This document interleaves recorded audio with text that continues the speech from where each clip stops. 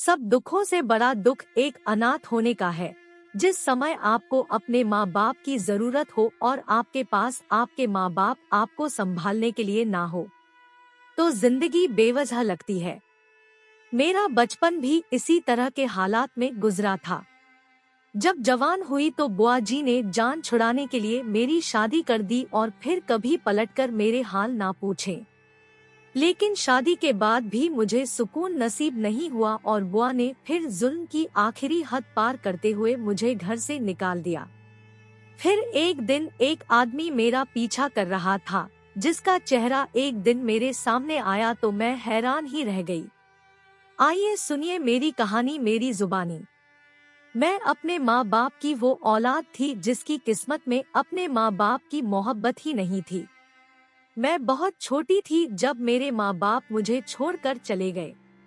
हम 3 बहन भाई थे, मैं सबसे छोटी थी, इतनी छोटी थी कि अपना ध्यान भी खुद से नहीं रख सकती थी। इसलिए मुझे मेरे पापा की बहन यानी मेरी बुआ अपने साथ ले गई।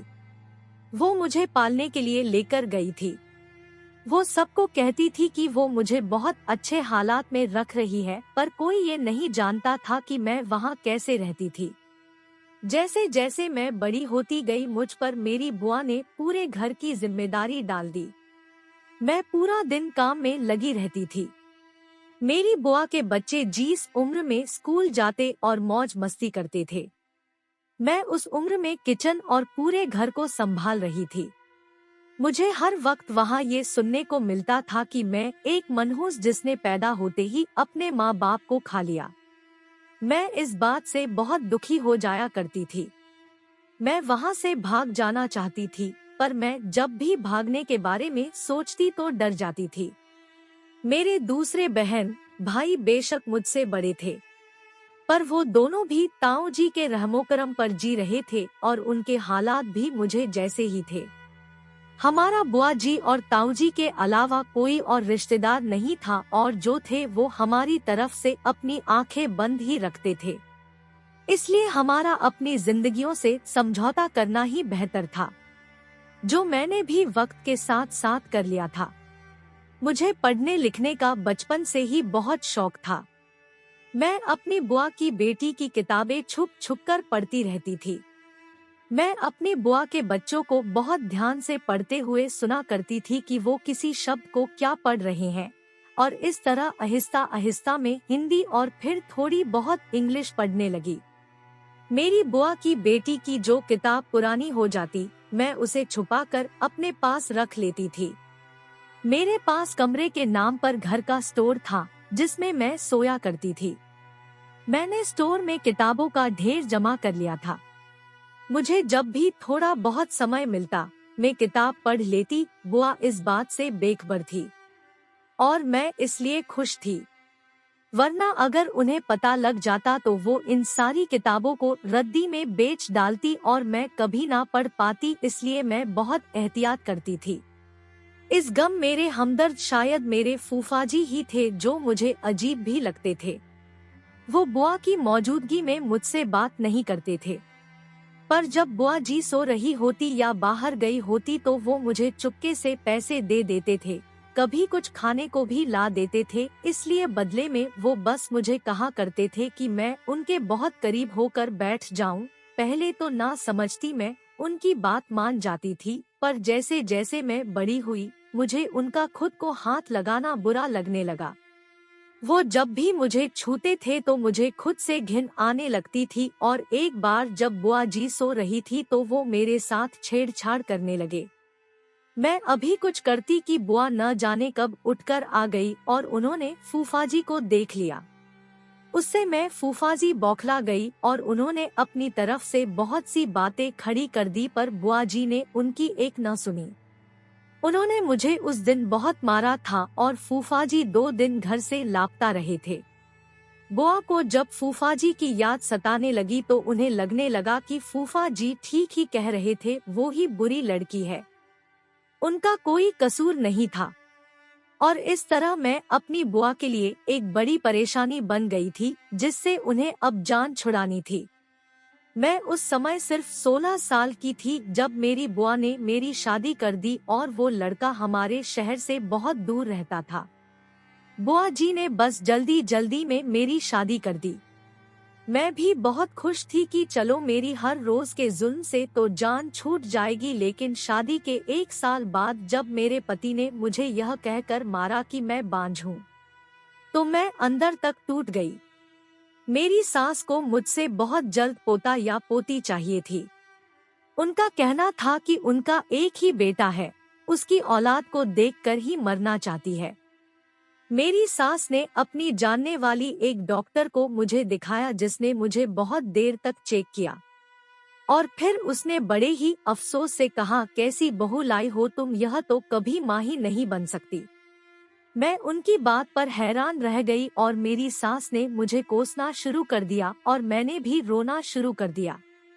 शाम को जब मेरे पति घर आए तो मेरी सास ने न जाने उन्हें क्या क्या कहा और फिर वो किसी पागल शेर की तरह मुझ पर झपट पड़े। जूते लाते थप्पड़ क्या नहीं था जो उस रात मुझे ना लगा हो। मैं पूरी रात सिसकती रही थी। फिर एक दिन मैंने अपने पति को कहा, हम किसी डॉक्टर को दिखा लेते हैं। मेरी बात पर मेरी सास एकदम से बोली, अरे वाह भाई वाह, अब ये डॉक्टरों की चौखट की खाक छानना चाहती है। डॉक्टर ने कह दिया कि ये माँ नहीं बन सकती तो नहीं बन सकती, मैं तो कहती हूँ इसे तलाक दे दो। उन्होंने मेरे पति को कहा था। मैंने नम आंखों से अपने पति की तरफ देखा। इस वक्त तो वो खामोश रहे। फिर मेरी सास के झगड़ों ने मुझे बेसहारा कर दिया। मेरे पति ने मुझे तलाक के कागजात थमाकर घर से निकाल दिया। मैंने उस आदमी की बहुत मिन्नतें की थी कि मुझे तलाक न दे और उसने मेरी एक न सुनी और मुझसे जबरदस्ती तलाक के कागजात पर साइन लेकर घर से निकाल दिया। मैं उसी वक्त बिल्कुल बेसहारा हो गई थी। मेरे पास कोई ठिकाना नहीं था। अगर मैं वापस बुआ के घर जाती तो भी मेरी जिंदगी नर्क ही बनती। ताऊ जी के घर जाती तो भी, इसलिए मैंने दान या चैरिटी जाने का फैसला कर लिया। मैंने सोच लिया था कि अब मुझे मोहताज जी की जिंदगी और नहीं जीनी, ऊपर वाले ने मुझे हाथ पाँव दिए हैं, मैं अपने आप को खुद पाल लूंगी। मैं यह सोचकर दान चैरिटी में बेसहारा औरतों के साथ रहने लगी। मुझे वहाँ काम भी मिल गया था क्योंकि मैं पढ़ना लिखना जानती थी। वहाँ रहने के 2 हफ्ते बाद मुझे पता चला कि मैं प्रेग्नेंट हूँ। इस खबर ने मुझे अंदर तक हिला दिया था।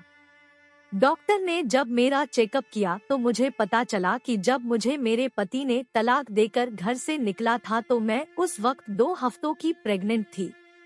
ऊपर वाले ने मुझे माँ बनने का मौका दिया था, तो उस समय जब मैं बिल्कुल बेसहारा हो गई, मुझे समझ नहीं आया कि मैं अब इस खबर पर खुश हूँ या मातम करूँ। मैं कई दिन उदास रही। फिर मैंने अपने पति को एक खत की, मैं आपके बच्चे की माँ बनने वाली हूँ, पर जवाब में उनका कोई खत नहीं आया।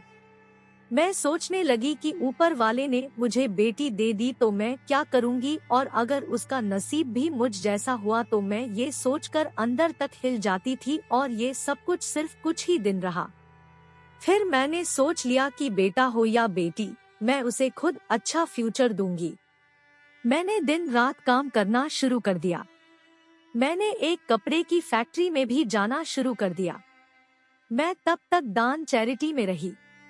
फिर मैंने अपने बच्चे को भी जन्म दे दिया। मुझे जब नर्स ने बताया कि बेटा पैदा हुआ है तो मेरे दिल को कुछ सुकून मिला। जैसे ही ठीक हुई तो मैं उसे वहाँ से लेकर चली गई, क्योंकि मैं नहीं चाहती थी कि मेरा बच्चा किसी दान चैरिटी में होश संभाले।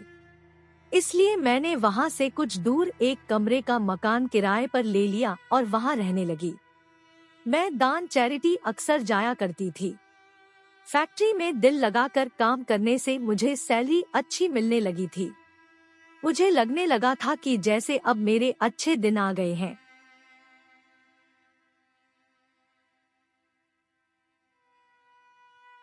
वक्त पर लगाकर उड़ता रहा। मैं अपने 5 साल के बेटे के साथ खुश थी, लेकिन जब मुझे इस बात का पता चला कि मुझे घूर घूर कर देखने वाला एक आदमी है जो मेरा अपना पति है, तो मैं हैरान ही रह गई। फिर मैं तुरंत वहां से भागकर घर आ गई थी और मैंने दरवाजा बंद करके उससे कमर लगा ली थी। वो बाहर खड़ा मेरा दरवाजा पिट रहा था। वो मुझसे बात करना चाहता था, पर मैं जानती थी कि वो क्या बात करना चाहता था। वो मुझसे अब मेरा बच्चा छीनने आया था। मैंने उस दिन तो दरवाजा नहीं खोला, पर अब वो हर दिन मेरे घर के बाहर आ जाता था। मेरी मिन्नतें करता है कि बस एक बार मैं उसकी बात सुन, पर मुझमें हिम्मत नहीं हो रही थी कि मैं उसकी कोई बात भी सुन सकूं।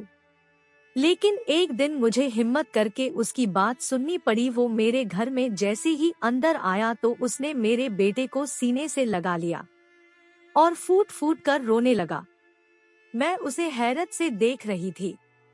वो कुछ पलों बाद मेरे बेटे से जुदा होकर मेरी तरफ आया और मेरे सामने हाथ जोड़कर बोला, मुझे माफ कर दो, मैं तुम्हारा गुनहगार हूँ। मैंने और मेरी माँ ने तुम्हारे साथ बहुत बुरा किया। तुम्हें हमने घर से निकाल दिया था और मैं तुम्हारे खत मिलने और पढ़ने के बावजूद भी ना आया कि मैं बाप बनने वाला हूँ, तो ऊपर वाले ने मुझे बहुत बड़ी सजा दी।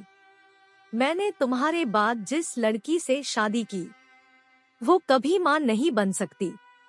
मैं उससे शादी के बाद से हर डॉक्टर को दिखा चुका हूँ, पर किसी को कुछ समझ नहीं आ रहा। बस वो यही कहते हैं कि ऊपर वाले की तरफ से ही है जो मेरी औलाद नहीं हो रही, वरना मेरी पत्नी बिल्कुल ठीक है। मैं उसी दिन ही समझ गया था कि ऊपर वाला मुझे मेरे किए की सजा दे रहा है।